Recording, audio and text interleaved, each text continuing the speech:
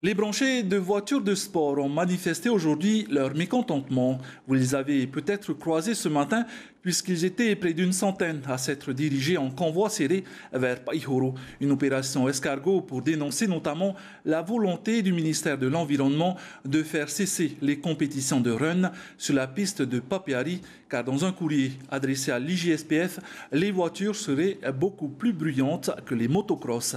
Les teams M et TDRA sont montés au créneau. Reportage.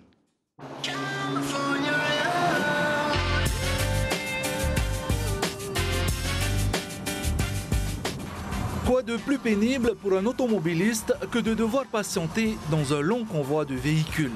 Aujourd'hui, ce sont les fans de vitesse qui décidaient de l'allure à prendre sur le trajet Papeete-Travau. L'opération Escargot, c'est un des moyens que les Team M et TDRA, Tahiti Drag Racers, ont organisé pour dire stop au favoritisme de certains politiciens.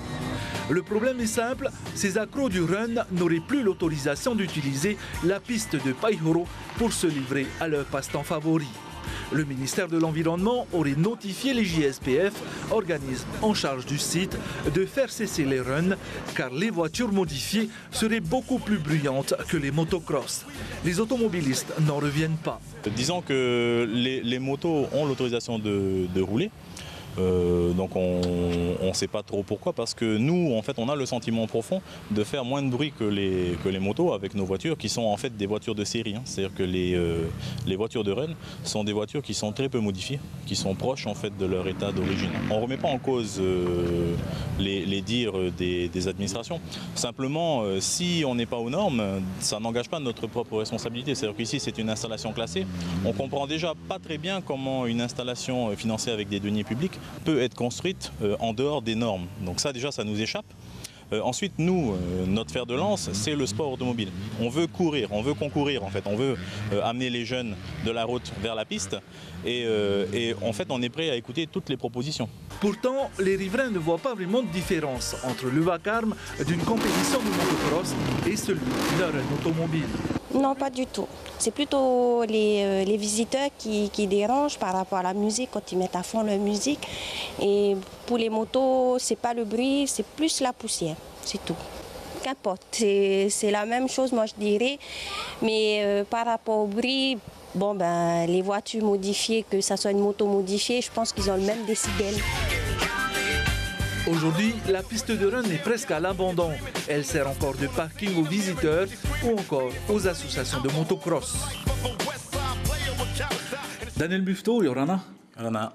Alors aujourd'hui, combien de jeunes sont affiliés à la Fédération de sport automobile? On peut compter en une centaine d'affiliés. Une centaine d'affiliés. C'est une fédération qui est reconnue et qui travaille avec le ministère des Sports? Oui, tout à fait, puisque nous avons la délégation de service public et l'agrément. Depuis combien de temps? Depuis un an. Exactement. Depuis un an déjà. Voilà, déjà. Ce qui nous permet en fait de pouvoir prétendre à utiliser les installations comme celle de Paihoro. Alors pourquoi vous ne vous êtes pas approché du ministère des Sports pour régler justement ce problème? Alors évidemment, les démarches ont déjà été faites de notre part. Nous avons déjà travaillé avec l'ancien ministère dont le mandat a pris fin prématurément.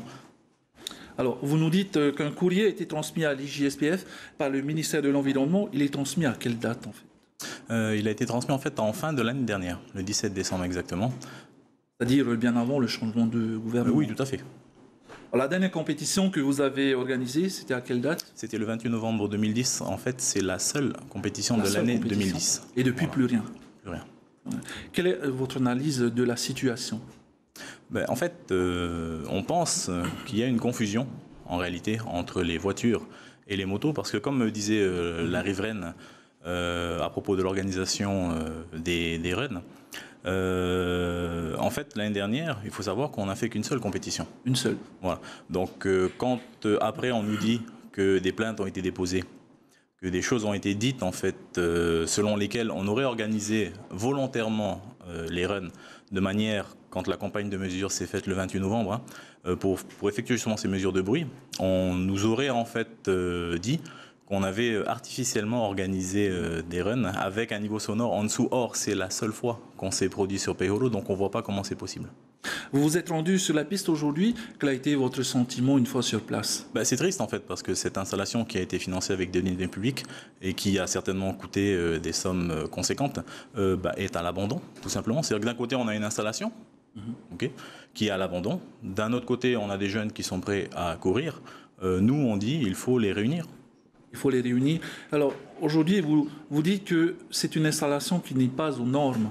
Qu'est-ce qu'il faudrait faire pour améliorer? Qu'est-ce qu'il faudrait rajouter? Alors, puisque ce qu'on nous reproche, c'est le bruit, on pense que construire un mur pour réaliser l'isolation phonique est possible. Alors, le problème de cette démarche, c'est qu'évidemment, on voit mal comment elle pourrait être faite dans un temps très court et que ça va encore, pour une année de plus, nous empêcher de concourir. Et nos licenciés qui nous suivent depuis le début vont finir par être fatigués et vont s'en aller. Qu'est-ce qu'il faut craindre si toutefois la situation ne s'améliorait pas? En fait, il faut craindre que la Fédé perde pied, en fait, puisque les licenciés vont finir par nous abandonner, puisque ça fait des années qu'on les tire en fait avec nous. Et puis on est toujours incapable de leur fournir un site, ce qui est bien indépendant de notre volonté. Daniel Buffetot, merci de nous avoir rejoints sur ce plateau. Merci à TNTV pour ce temps de parole. Merci. Découvrons à présent une femme au parcours professionnel atypique.